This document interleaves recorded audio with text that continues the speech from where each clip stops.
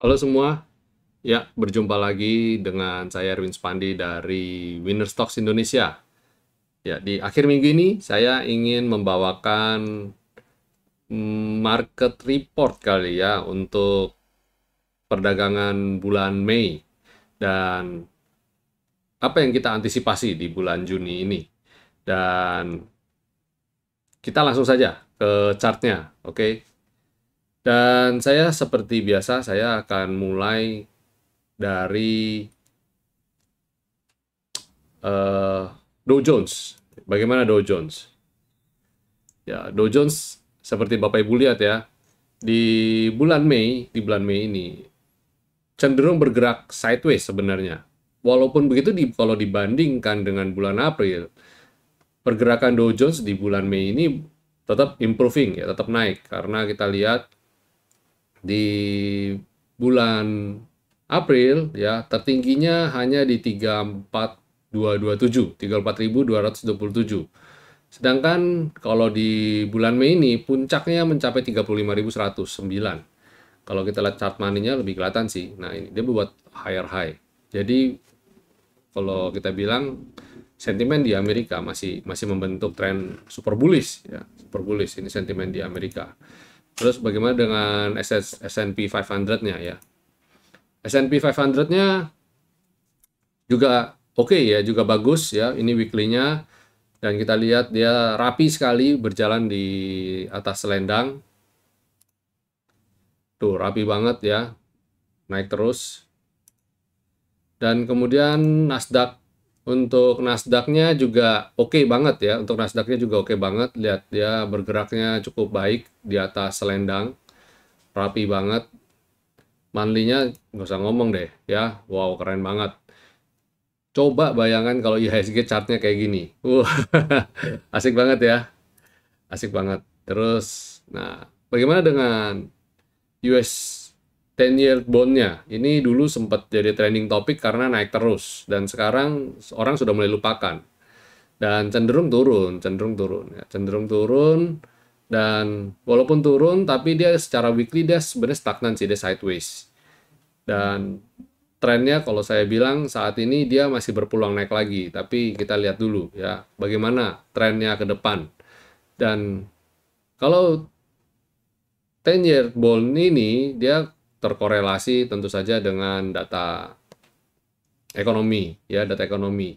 Dan ini kan adalah bunga eh, 10 tahunan ya. Ini bukan bunga lah, tapi lebih tepatnya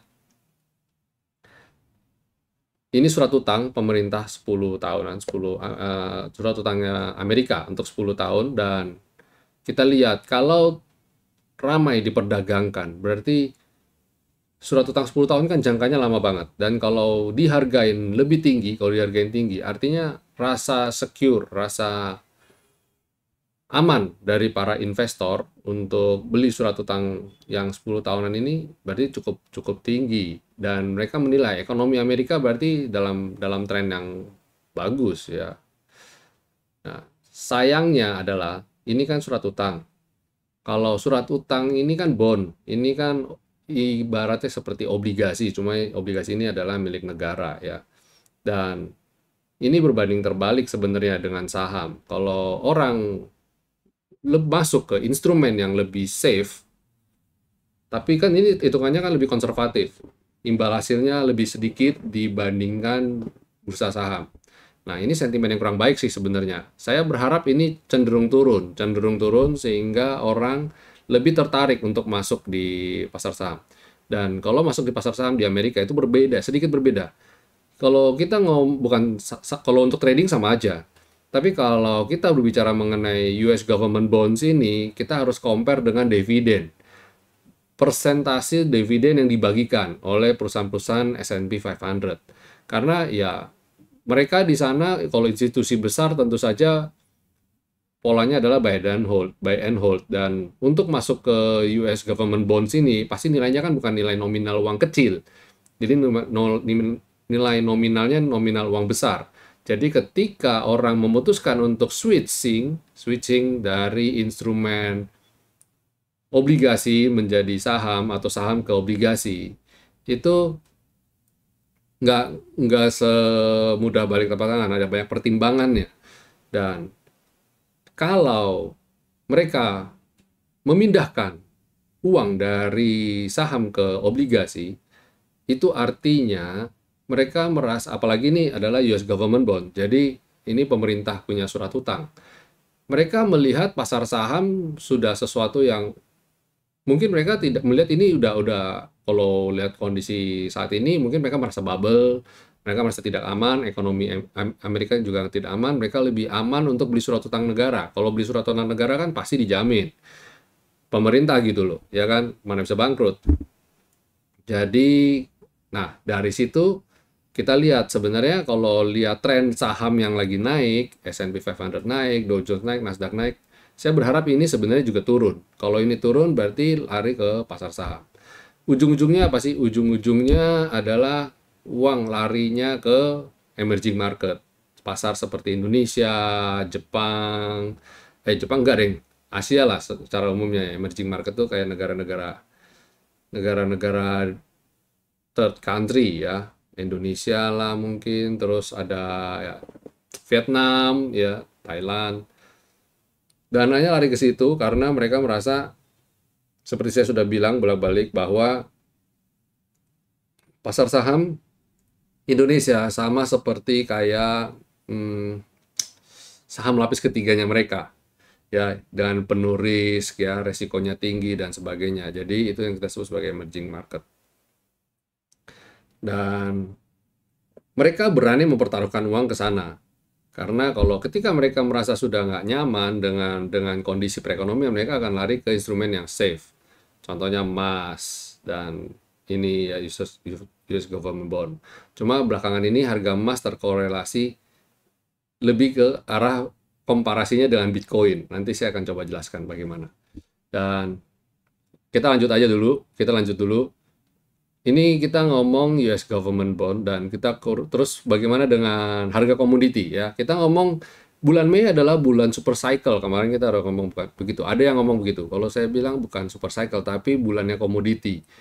Belum masuk super cycle. Yang pasti adalah tanda-tanda penguatan. Dan kita berharap bulan Juni adalah juga sama. Momentumnya masih menguat ya.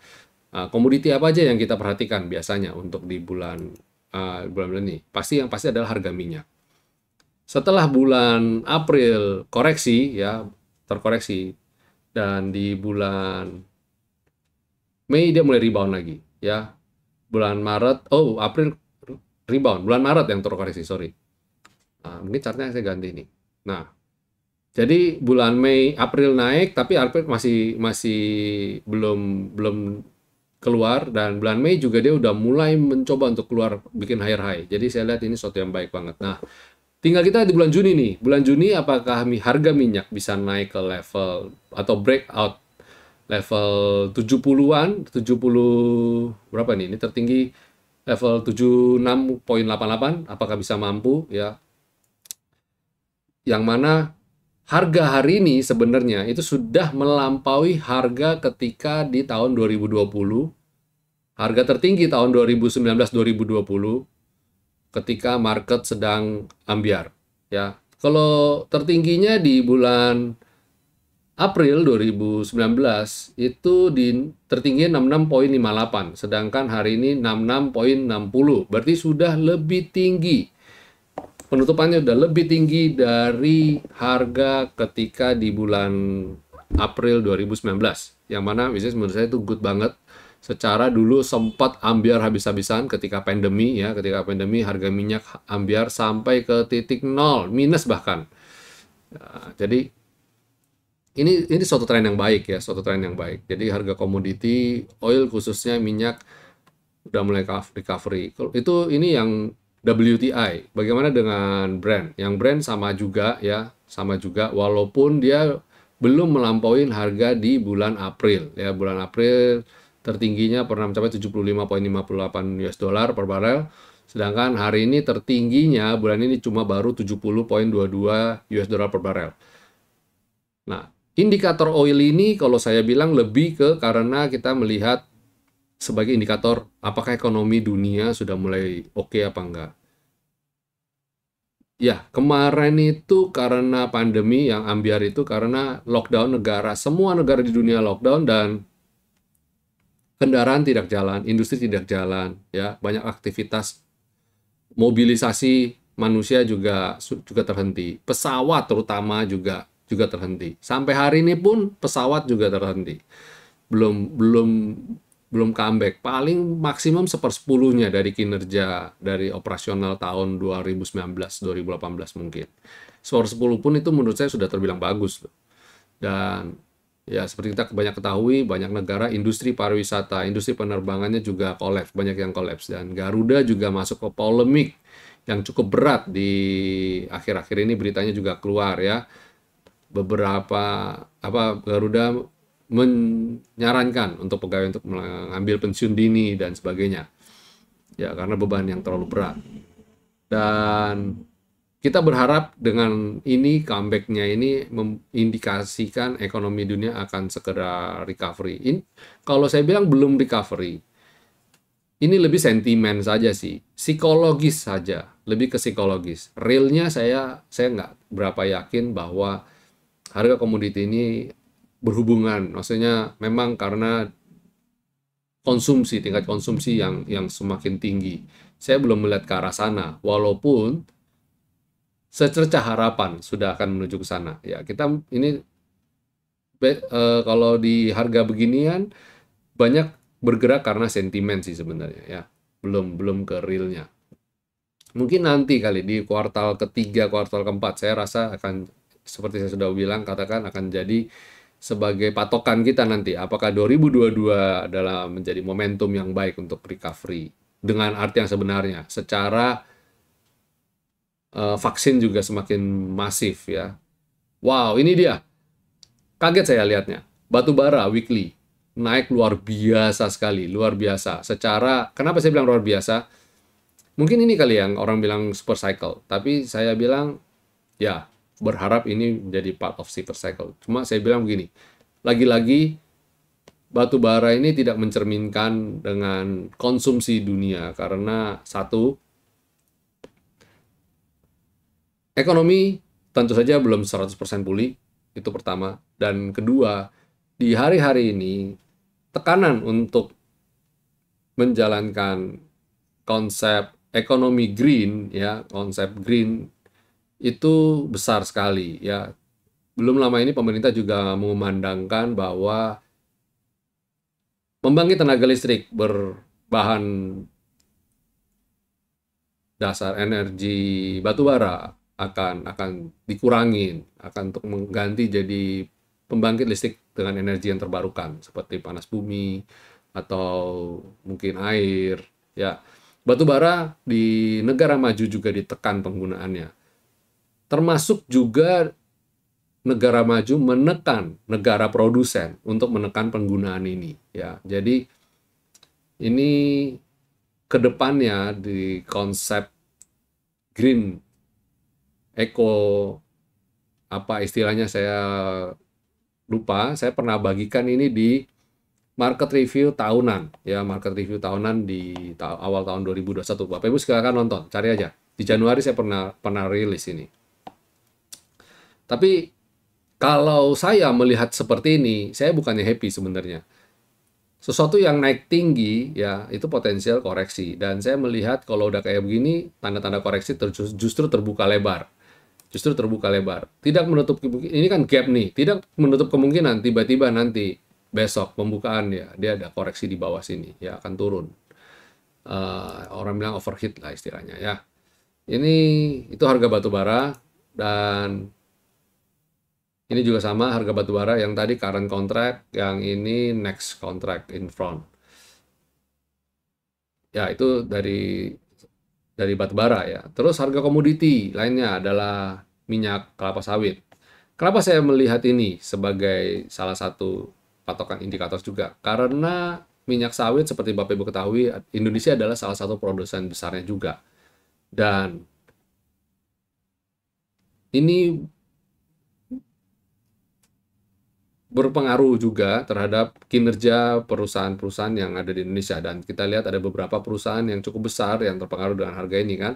Ada Astra Agrolestari, PP London Sumatera, dan lain-lain. Jadi ini juga juga erat, dan saya melihat dia cukup cukup anomali. Secara sebenarnya, eh, kenapa saya bilang anomali? Sebenarnya karena saya lihat India itu kan saat ini sedang sedang kena musibah ya, kena meledaknya outbreak-nya COVID-19 di sana, bahkan oleh strain varian baru ya, B1617. Dan sebenarnya kalau lihat, India juga salah satu faktor penting dalam harga ini, harga crude palm oil, karena mereka konsumsinya cukup masif ya, cukup masif. Dan ketika demand-nya tinggi, pasti ini akan naik. Saya nggak tahu apakah dampak ini berkorelasi langsung dengan India, saya nggak tahu. Tapi saya lihat dia masih di jalur uptrend, dari jalur uptrend, dan saat ini sedang disupport. Walaupun saya lihat potensi untuk koreksi lanjutan terbuka lebar. Jadi kita nantikan aja pergerakannya minggu depan. Kalau dia masih rapi, cukup rapi berjalan ini di jalurnya ini ya oke. Tapi saya lihat dia potensial untuk koreksi sedikit, untuk kita melihat seberapa cepat ini bisa recovery ya. Pada dasarnya crude palm oil ini trennya masih bagus. Kalau lihat monthly-nya dia juga wow banget. Cuma ya ini lihat nih tuh. Monthly-nya kelihatan banget sih. Kalau saya lihat, kalau di daily kondisi candle seperti ini, saya buru-buru jualan. Ini potensial untuk, saya bilang ini tenaganya udah habis dan dia potensial untuk koreksi dulu. Ya, saya lihat seperti itu sih sebenarnya. Makanya saya bilang ya coba kita lihat lah. Kalau saya sih agak pesimis dengan harganya ini, crude palm oil ini. Potensial koreksi lah. Nah, ini harga emas seperti yang saya bilang tadi. Harga emas rebound-nya oke banget ya, rebound. Kalau Bapak Ibu lihat ini, saya sudah ada kotak-kotak ini, itu kita sudah gambarkan sudah lama. Bapak Ibu silakan nonton beberapa market review saya, weekly report saya yang saya rilis, atau maupun yang saya ada selip-selipkan analisa saya berdasarkan harga emas ini juga. Ini sudah saya buat lama, jadi kita lihat betapa dia bisa korelasi, dia rebound dari support, dan ketika dia mulai masuk ke dalam selendang dan rebound di atas selendang, dia mulai jalan jalur uptrend. Jadi bagi Bapak Ibu yang trading emas menggunakan indikator winner stock, ini profit luar biasa nih di emas. Ini weekly loh, tidak banyak indikator menggunakan weekly untuk sebagai acuan trading ya. Nah, kalau lihat monthly-nya juga menarik nih ya. Dia rebound dari hampir nyaris mendekati bottom selendang dan dia mulai rebound. Ketika dia di atas selendang, itu sebenarnya udah selendang monthly udah siap beli sebenarnya. Dan weekly-nya pun sama ya, ketika dia breakout ini skyline dan selendang, ini udah trennya tren positif. Itu harga emas. Nah, sejalan dengan harga emas yang naik, harga Bitcoin-nya turun. Nah, saya belum sampai sana. Sebentar, pelan-pelan ya. Terus harga silver ya tidak menarik emas, tapi pada dasarnya juga trend uptrend. Kemudian nikel juga bergerak flip-flop tapi menguat ya, intinya menguat. Setelah di bulan Maret dia rebound, bulan April dia rebound ya. Terus bulan Mei dia sempat koreksi dan ini mulai kembali lagi. Kita berharap di bulan Juni dia bisa recovery lagi ya. Nah, ini kita lihat di chartnya lebih kelihatan. Nah, ini kelihatan lebih oke ya, lebih smooth. Dia naik turunnya lebih smooth, dan kita lihat kalau saya lihat chart begini sih potensial rebound cukup besar. Itu harga nikel. Jadi silakan Bapak Ibu yang posisi hold ya, posisi nyangkut di emiten-emiten nikel, silakan hold ya, bersabar saja Pak Bu, dan kita yakin ini potensial rebound cukup besar. Tin bagaimana? Timah juga oke, Timah juga masih naik ya weekly-nya, monthly-nya juga masih rapi banget, walaupun saya bilang ini sudah overbought, potensial koreksi juga terbuka lebar ya. Makanya kita lihat, karena di weekly dia udah terlalu jauh meninggalkan selendang, dia harus mendekat dulu untuk kemudian dia rebound lagi. Itu yang sehat, pergerakan candle yang sehat. Terus copper ini menarik banget dicermati karena dia naiknya bagus banget, rapi sekali. Ini weekly loh ya. Dan monthly-nya juga sama. Wow. Cuma monthly-nya ini, saya khawatirkan terlalu jauh dengan selendang, dan potensial untuk koreksi mendekati selendang juga besar. Tapi kita harap dia rebound. Kita rebound dulu lah. Oke, mata uang bagaimana? Pound sterling terhadap US dollar juga menguat ya. Euro masih menguat, masih tren menguat. Jadi US dollar cenderung melemah terhadap mata uang Eropa ya. Terus US dollar dan Jepang, US dollar menguat terhadap mata uang Asia ya, Jepang ya khususnya. Australia terhadap dolar masih sideways dan cenderung menguat. US dollar terhadap Indonesia rupiah juga cenderung rupiah yang menguat malah ini. Harapan kita rupiah yang menguat. Ya, terus kemudian dolar Singapura terhadap rupiah. Nah, dolar Singapura malah cenderung menguat ya, dolar cenderung menguat dan sempat tertingginya di level hampir 11.000 ya, 10.800-an kalau nggak salah. Tertingginya 10.980. Wow. Ya. Kuat sekali nih Singapura dolar nih. Dan Bitcoin. Nah, Bitcoin ini yang dinanti-nanti banyak member kita ya. Mereka paling suka. Beberapa ada yang trading di sini soalnya. Walaupun saya sebenarnya tidak sarankan, ini waktunya jualan sebenarnya. Kemarin sebenarnya sudah bilang sell. Saya silakan nonton video-video saya sebelumnya, saya sudah kode sell untuk Bitcoin dari beberapa waktu yang lalu. Saya sudah kode, ini udah overheat ya, dan beneran koreksi kan. Dan koreksinya nggak main-main, sudah hampir turun, hampir 50% dari titik tertingginya, lebih bahkan. Ini Bitcoin dan Ethereum juga sama ya, turun nyaris 50% dan sekarang udah sempat rebound, tapi saya bilang ini belum menguat, masih berpotensi melemah. XRP pun sama ya, XRP. Terus Binance ya, BNB juga sama ya, turun nyaris 50%-nya. Jadi bayangin kalau Bapak Ibu masuk uang di sini tanpa manajemen dan all in berharap Bitcoin, pokoknya cryptocurrency akan segera naik. Ini malah posisinya minus 50%. Uangnya hilang separuh. Ya. Kapan bisa balik lagi kita? Itu kita nggak tahu. Ya. Terus bagaimana dengan market regional kita? Market regional kita, Hong Kong Hang Seng, dalam minggu ini ya bergerak menguat ya. Walaupun pergerakan masih sideways kita lihat, tapi menguat. Pada dasarnya menguat di bulan Mei. Dan Nikkei juga mulai kembali recover walaupun dia kena support dan mulai rebound. Berharap di bulan Juni adalah tren yang baik untuk market Hang Seng, Nikkei ya. Kalau Shanghai, wow ini keren lah. Kalau Shanghai keren karena mungkin China adalah salah satu negara yang saat ini mungkin paling siap menghadapi COVID-19. Bukan masalah vaksinnya, tapi negara ini ketika wabah merebak, mereka siap untuk menghandle sehingga wabah tidak menjadi meledak, tidak outbreak dan masih terkontrol ya. Ini China, jadi orang market China ini bagus banget.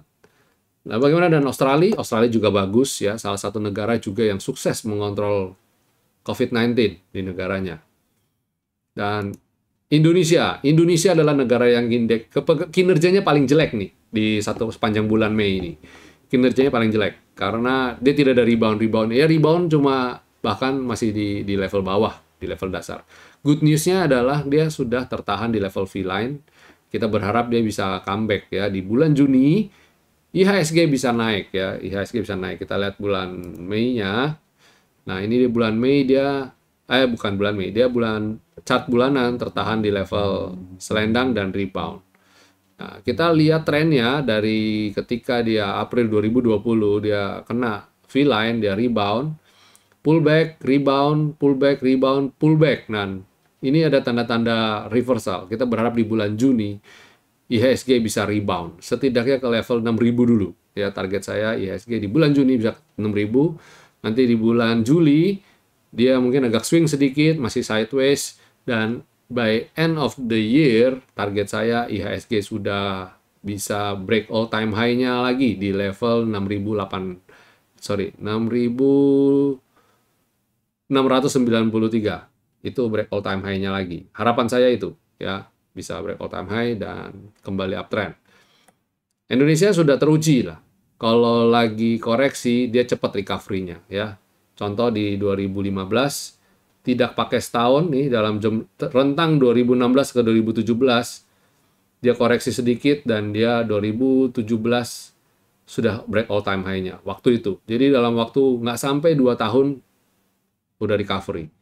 Indonesia pun sama. Ini hari ini juga sama di 2020 sampai hari ini ya setahun, baru setahun kan, itu sudah mulai recover. Jadi harga hari ini pun sempat bahkan melampaui ketika Januari 2021 bahkan sudah melampaui kinerja di tahun 2019 akhir ya. Wow banget kan. Jadi saya bilang Indonesia cepat sekali untuk recovery dan saya optimis.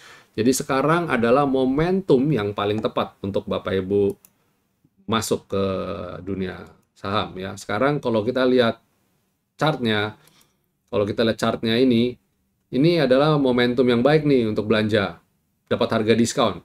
Saya tidak berharap IHSG akan turun lagi sih, karena kita lihat ini udah ada di supportnya juga ya, sudah di support, dan kita berharap bulan-bulan ini adalah bulan Juni adalah bulan penuh optimisme ya. Kita berharap di harga komoditi naik ya, terus banyak laporan-laporan, banyak kinerja ekonomi yang semakin baik, vaksin juga berjalan lancar, program vaksin lancar, baik vaksin dari pemerintah maupun vaksin gotong royong ya. Swasta sekarang juga berperan serta untuk ikut mempercepat vaksin. Kenapa? Karena ini simbiosis mutualisme sih. Kalau kalau negara ini tidak bisa lepas dari COVID-19, ekonomi juga nggak jalan. Dan yang kena imbas rugi pertama siapa? Ya swasta, sektor swasta. Jadi itu sebabnya swasta mau nggak mau harus ikut ya. Jadi saya harap di program vaksin ini gotong royong pemerintah swasta dan pemerintah bisa sinergi, bisa saling bahu membahu untuk supaya program vaksin bisa segera berjalan dengan baik. Dan momentumnya tepat banget bagi Bapak Ibu untuk bergabung bersama kami di Winner Stocks. Bagi Bapak Ibu yang mau belajar bagaimana menjadi investasi di saham yang benar, baik dari pemilihan saham atau money management atau risk management. Waktu yang tepat untuk belajar adalah di bulan-bulan ini, yang mana momentum untuk dapat harga saham dengan yang harga best price terbuka lebar sekali. BRI koreksi cukup dalam, Bank Mandiri koreksi cukup dalam, Astra International, Unilever. Minggu lalu saya sudah sempat buat ulasan rekomendasi untuk nabung jangka panjangnya. Jadi nanti saya akan rilis untuk umum. Nah, sementara masih untuk member kita yang VIP. Itu sebabnya saya bilang, bergabung sekarang. Jangan tunda-tunda lagi. Kami beri kesempatan untuk dapat harga promo ya di akhir bulan Mei ini. Dengan waktu yang sangat terbatas. Tinggal 2 hari lagi loh ya. Tanggal 30 dan 31. Ya, hari ini, kalau ikut hari ini jadi 3 hari, tinggal 3 hari lagi. Segera saja bergabung bersama kami dengan harga yang sangat-sangat affordable, sangat-sangat terjangkau ya, sehingga Bapak Ibu bisa belajar. Dan ketika momentumnya tepat, tidak menutup kemungkinan kembali modalnya juga semakin cepat. Dan apa saja benefit bagi Bapak Ibu yang ingin belajar, ingin bergabung bersama kami di Winner Stocks? Saksikan video yang satu ini.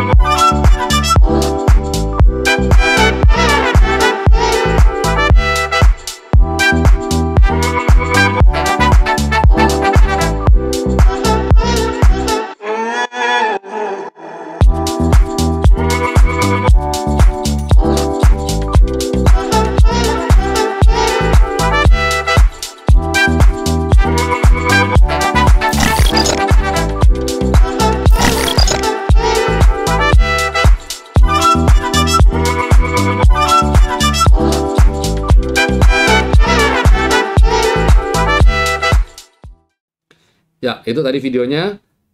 Bapak Ibu akan dapatkan benefit grup mentoring, video pembelajaran ya interaktif, ulasan saham yang kita berikan setiap hari, rekomendasi yang kita berikan setiap hari, bahkan ketika market sedang berjalan, live trading juga kita berikan setiap hari. Ditambah lagi dengan website kami yang menyediakan market summary, menyediakan kumpulan pelajaran-pelajaran, video-video, ulasan yang ada di dalam website semua, news yang kita filter dan kita sajikan yang terbaik untuk Bapak Ibu. Jadi tidak kena pom-pom, tidak kena hasutan untuk beli emiten-emiten yang kinerjanya kurang baik. Kami tunggu, jangan tunda-tunda lagi, segera saja bergabung sama kami. Bagaimana cara daftarnya dan lewat mana cara daftarnya untuk bergabung bersama kami Winnerstocks Indonesia? Silakan lewat website winnerstocks.id dan lewat website kami nanti Bapak Ibu bisa langsung daftar di situ. Ya. Ada juga program cicilannya. Jadi bagi Bapak Ibu yang ingin bergabung bersama kami dan ingin menggunakan fasilitas cicilan, silakan bersama kami melalui fasilitas marketplace ya di Shopee dan Tokopedia. Segera saja, jangan tunda-tunda lagi, hubungi admin kami untuk bergabung. Sampai jumpa semua Bapak Ibu, selamat berakhir pekan, happy profit, jangan lupa untuk selalu menerapkan protokol kesehatan. Stay safe, stay healthy, and God bless. Sampai jumpa. Ingin berinvestasi saham, tapi tidak tahu mau beli saham apa? Bingung kapan harus beli dan jual? Lebih sering rugi daripada untung? Yuk, gabung aja bersama kami di winnerstock.id.